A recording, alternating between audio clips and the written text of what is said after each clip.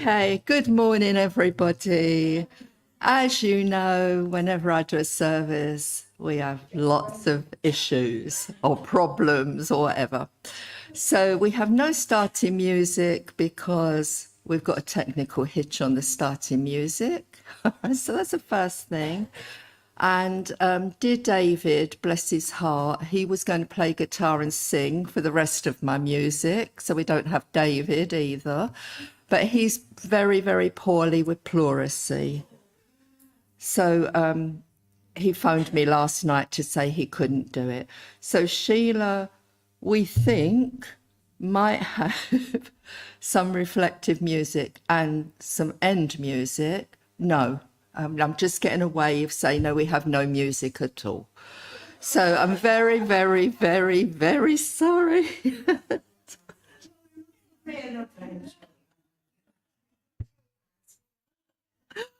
I thought every time I do a service, something happens. But anyway, and Sheila, it's fine. Just relax.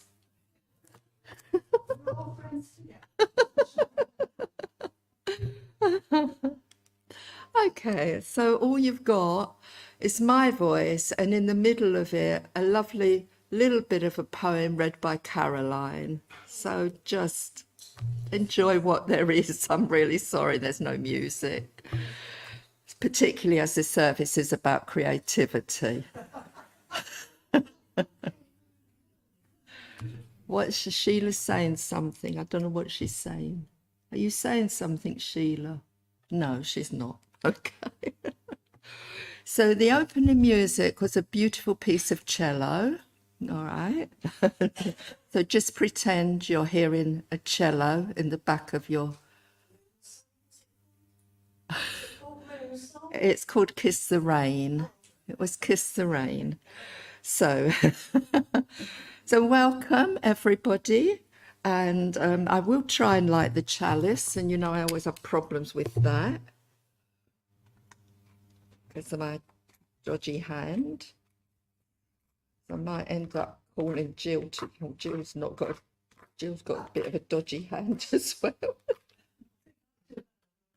Come on, Jill.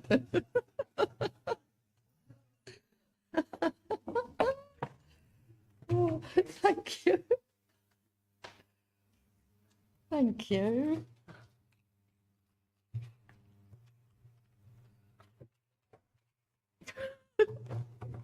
We hope. Oh, well done, Jill. Thank you.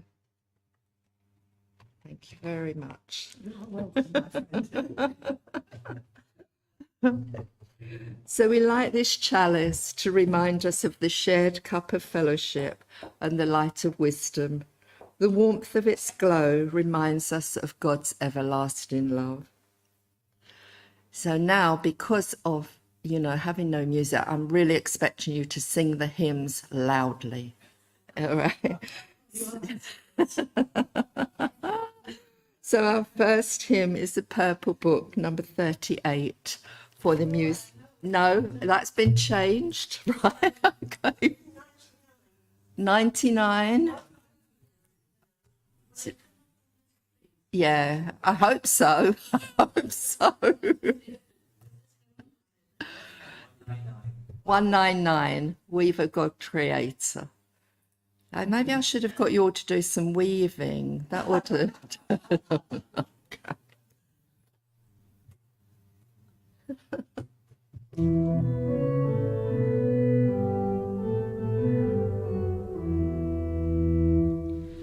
We've a God Creator, sets life on the loom, draws a thread of colour from primordial gloom. Wise is the designing in the weaving cleft, love and justice join the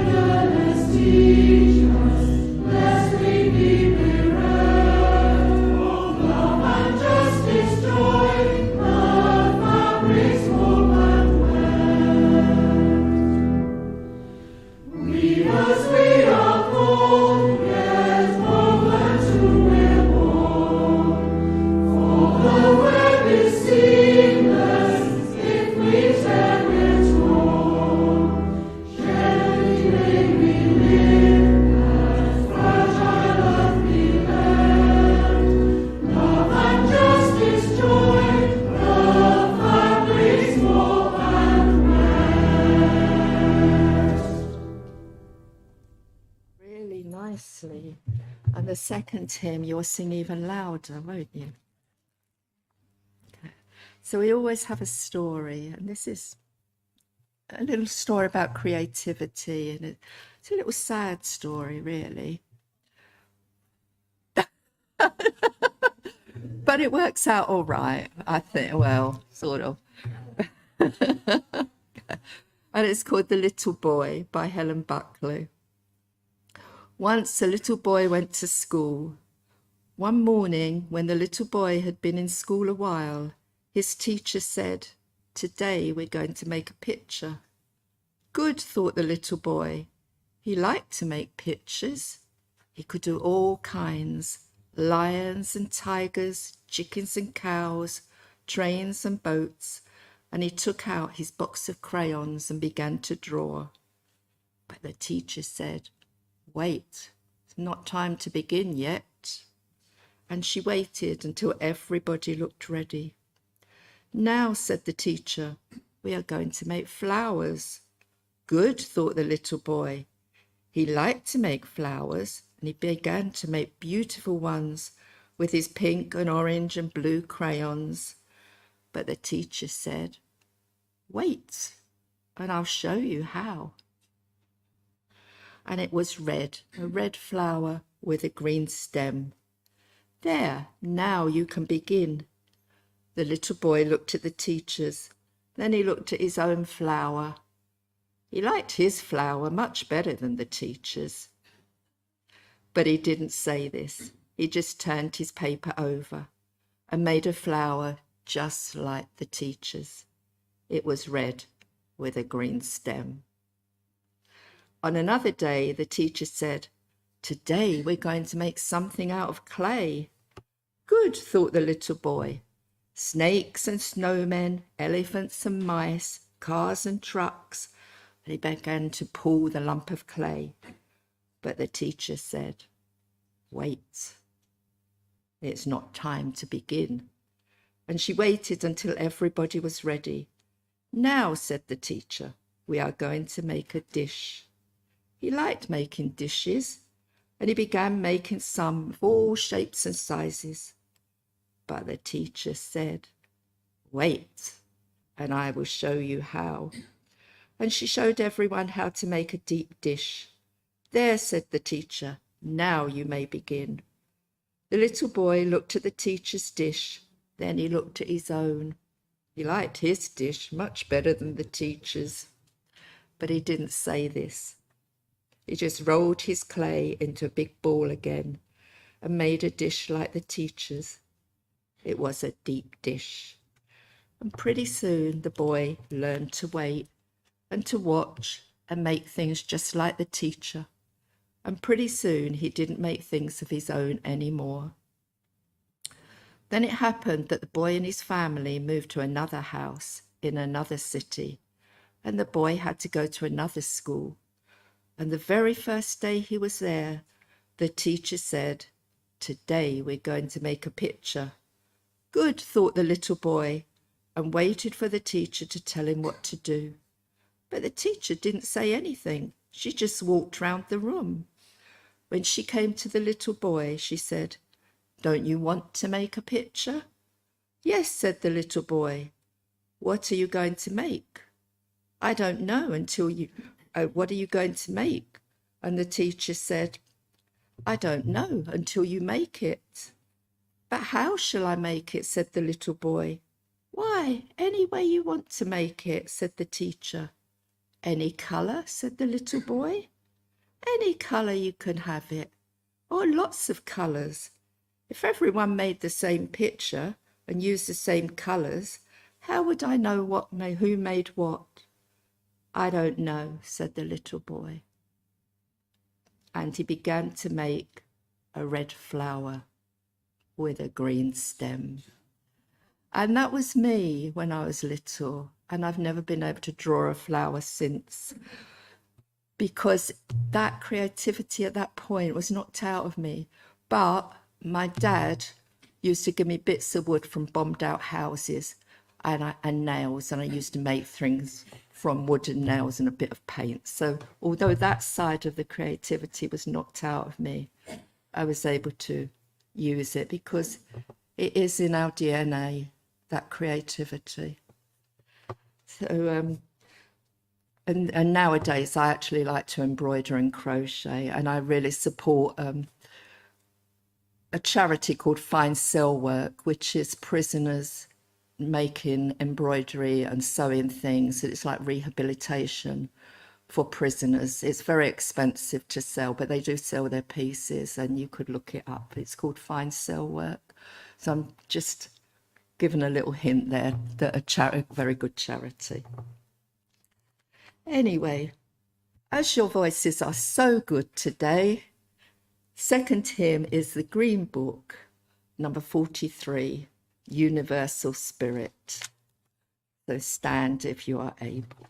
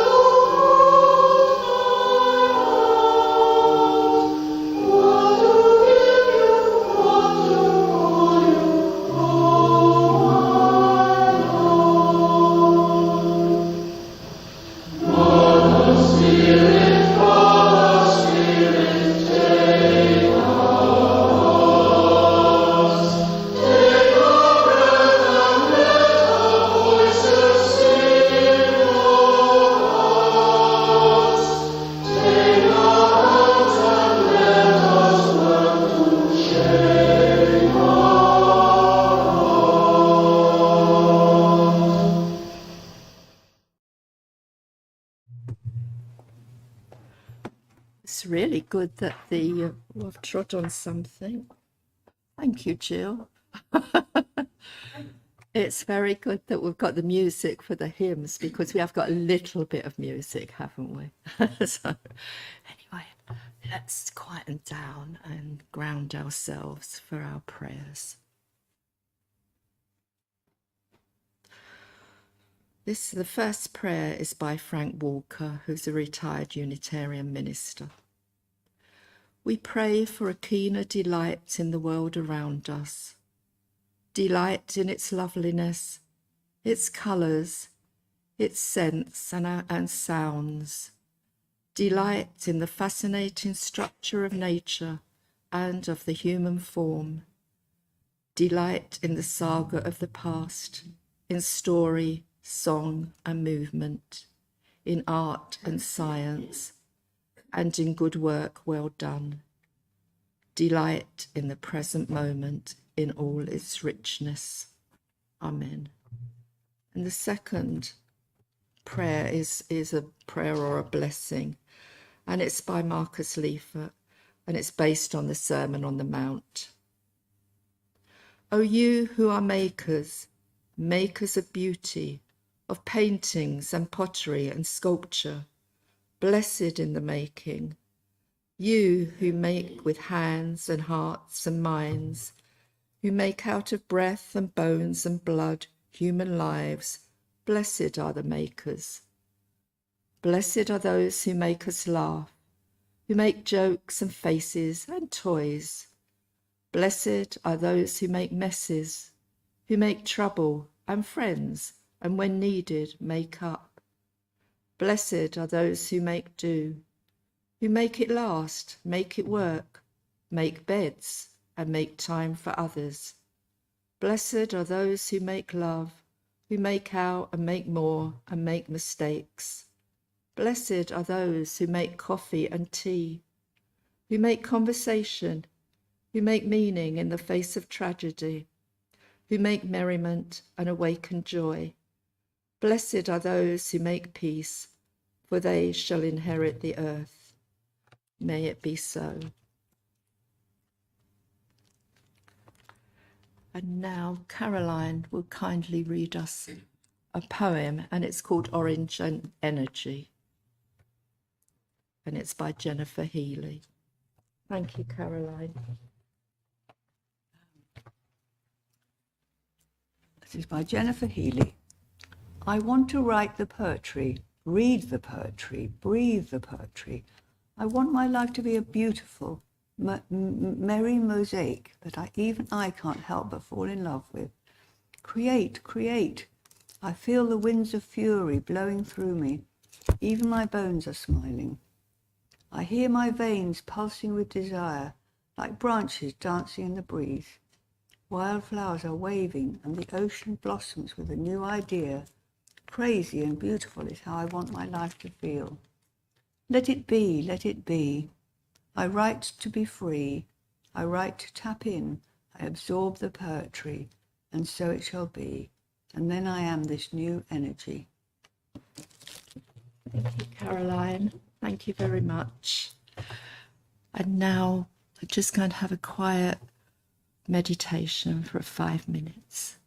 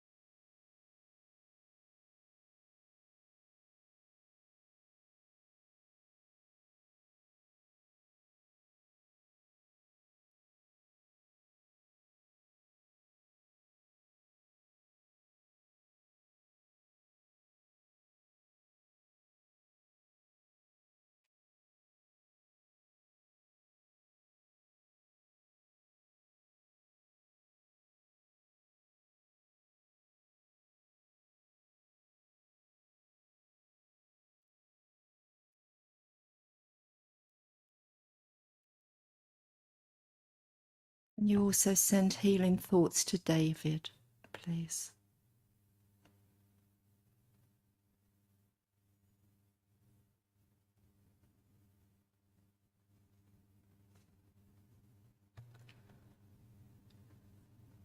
Just take a deep breath and open your eyes. Now, as we don't have any music, which is normally very nice to have after the meditation, I found two very simple readings because otherwise this service will be so short. But you're all being very kind, so thank you. And these two books were given to me by Christina Here's husband, well, left for me, really. And because the service is about creativity,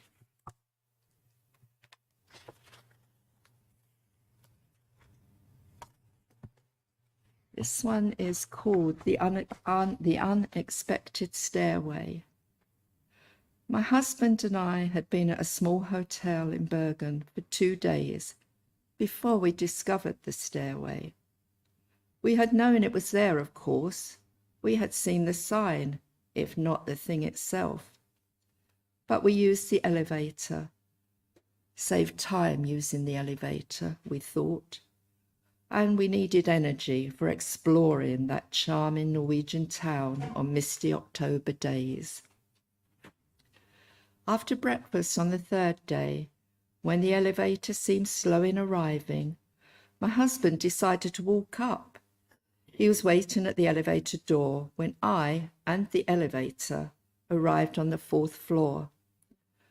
"Let me show you something," he said, and he led me back down the stairs he had just come up. I was dazzled. Instead of the sterile, institutional look of most hotel stairways, this one had the warm beauty of an art lover's home. There were bright paintings all along the walls, and at each landing there was a rug in jeweled tones, a table with fresh flowers, an exquisite chair or two. And when we reached the 1st floor, we walked up again, filled with energy, drinking in the beauty. "We might have missed this," I said. We have to be careful about saving time and losing life. And the second one, I was thinking of singing to you, but then I thought that wouldn't be a good idea. So this is called More Than We Deserve. I heard the 2nd Brandenburg Concerto played in honor of Bach's 300th birthday, and I was swept away. I remembered a story about the people who send messages into outer space. Someone suggested sending a piece by Bach. The reply was, "But that would be bragging." Some say we get what we deserve in life, but I don't believe it. We certainly don't deserve Bach. What have I done to deserve the 2nd Brandenburg Concerto? I haven't been kind enough. I haven't done enough justice. I haven't loved my neighbour or myself sufficiently. I have not praised God enough to have earned a gift like this. Life is a gift we have not earned, and for which we cannot pay. There is no necessity that there be a universe, no inevitability about a world moving toward life and then self-consciousness. There might have been nothing at all. Since we have not earned Bach, or crocuses, or lovers, the best we can do is express our gratitude for the undeserved gifts and do our share of the work of creation. I think they're quite nice readings. Okay.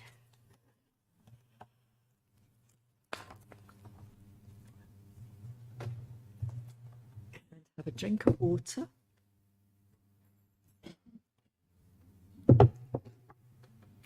And it's quite sad, really.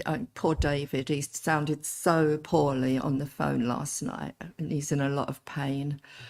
But he was so looking forward to doing this service. He was really excited, and he'd planned the songs he was going to do, and he'd been practicing. So, you know, it's very sad for him, and he's suffering quite a lot. So this is my address. So when Kate asked me to do this service, and I said yes, seems a very long time ago now, the word creativity popped in my head, as things do sometimes. It was probably because I'd just been learning about a prisoner in the 1800s who'd been in prison 37 times for being drunk and disorderly. But in the prison, she was given some fabric and a needle, and she had really, really long hair that came past her bottom. And she used the hair as embroidery floss to actually embroider pious verses. She wasn't very pious, but she embroidered pious verses and then gave them to the prison guards. So that probably why creativity popped in my head. And then that was some time ago. And then last Monday I thought, oh my goodness, I've got to write a service. And I had no inspiration whatsoever. And it was a beautiful day. I got my iPad out. Nothing came into my head at all. So you are lucky you're getting something today. So I felt like those writers who have writer's block. And then I thought, well, maybe a nice walk would help. And it did. I looked at the clouds in the blue sky, the leaves gently swaying, the sea rippling, the rocks. I love the rocks. There's something that draws me to rocks. And Mount Edgecombe in the distance. We don't have to be writers or artists to be creative. We're all creative, as we're all made in God's image. Creativity by reading or looking at a painting or watching a dance can slow us down and take us to our inner world, which some call our soul or higher self. In the Bible, we are told that God created the heavens and earth. In Genesis, book of Genesis, he created land, trees, plants, the seas, the sun and the moon, and then he created humans. So it stands to reason that it's in our DNA to be creative. In Exodus 35:35, says he has filled them with skill to do all kinds of work as engravers, designers, embroiderers in blue, purple and scarlet yarn and fine linen. So God wants us to create. Creativity, I think, I know Edgar might tell me I'm wrong here, is from the Latin word creatus, which means to bring forth. I think creativity is about connectivity with each other and the divine. Look at our quilt in the hall. We don't really notice it anymore, but it was the only way we could express our anxieties and emotions during lockdown, and was a way of connecting and caring about each other. Small children, before they sometimes get it knocked out of them, have no problem with being creative and curious. But we can always get it back, even if it's many years later. Just making a cup of tea or getting pleasure from a book is very creative. I know some are more creative than others. There are some in our congregation that are very artistic. I look at Caroline with her poems. I look at Delphine, with her tin whistle and her beautiful voice. I look at Kate, who I only found out recently does beautiful cross stitch. She hasn't quite finished it though. But just look around and, the rest of us can enjoy all your talents, really. And look around at our artwork in the hall. And David, bless him, would be playing guitar and singing today. So art and spirituality just seem to go together.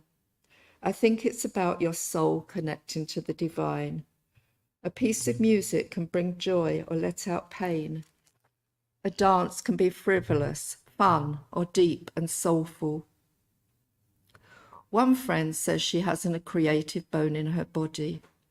But when she stands in front of a magnificent painting, reads a beautiful poem, or watches a story slowly unfold during a ballet, She says it is food for her soul, and she can't imagine what life would be like without all those creative people sharing their talents. Yuval Noah Harari, who wrote the book Homo sapiens, put forward the concept that we are the dominant species because of our ability to create and to believe stories. Literally, while writing this, I had a message from a friend who said he was making pom-poms for the mossy carpet. I have to admit, I didn't know anything about a mossy carpet. It's something that's been set up by the Art and Energy Collective to make a massive moss-inspired artwork which celebrate actions we are taking for our planet. The fleecy fell is from Dartmoor, and there are things going on all across the country. It's adorned with pom-poms and tufts, and each pom-pom celebrates someone's attempt to make the world better for all of life. Within this artwork are electronic sensors, so as you stroke it, you hear about what people are doing. I think that's fantastic. And it is being shown around Devon over the next couple of weeks. Just Google mossy carpet. It goes on until 2025. And I thought we could make some pom-poms for it in our church. And maybe we can make them at our next circle service. Putting it out there. Okay. But it will be a large, beautiful mossy carpet and then be shown all around the country. So from having no inspiration for this service, I think the divine gave me a bit of inspiration. I heard this saying somewhere, but I can't remember where because my brain doesn't work well sometimes. Can't remember everything. But it said, as artists, we are visual musicians who create harmony through the images we place on different surfaces. That to me is spirituality at the highest level. And from the book, The Holy Ordinary, Everyday Mysticism for Troubled Times by Mark Longhurst, he states, the arts are an invitation to encounter God's creative presence in reality, which is to say that we find God in the holy ordinary.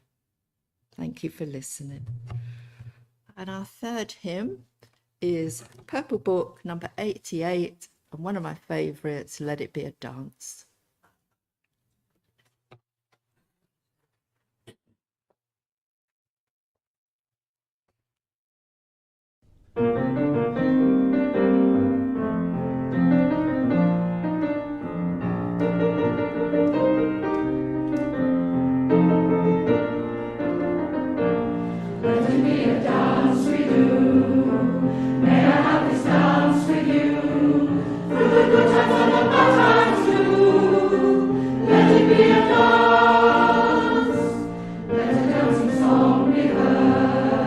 Play the music, say the word.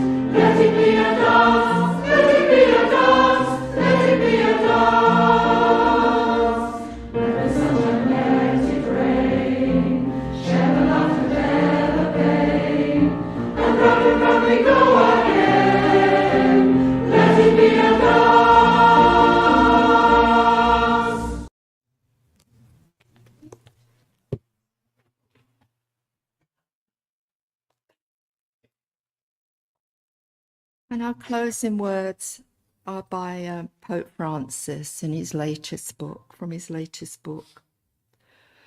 And he says, I've just taken some sentences out of a paragraph.